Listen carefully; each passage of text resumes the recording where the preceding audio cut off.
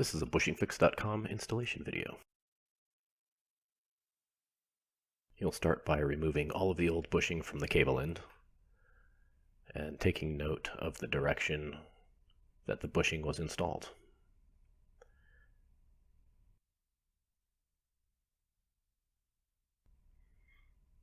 Place the bushing on the cable end opening and use the red installation driver to press the bushing into place. If you can't do this by hand, you can use pliers to make it easier.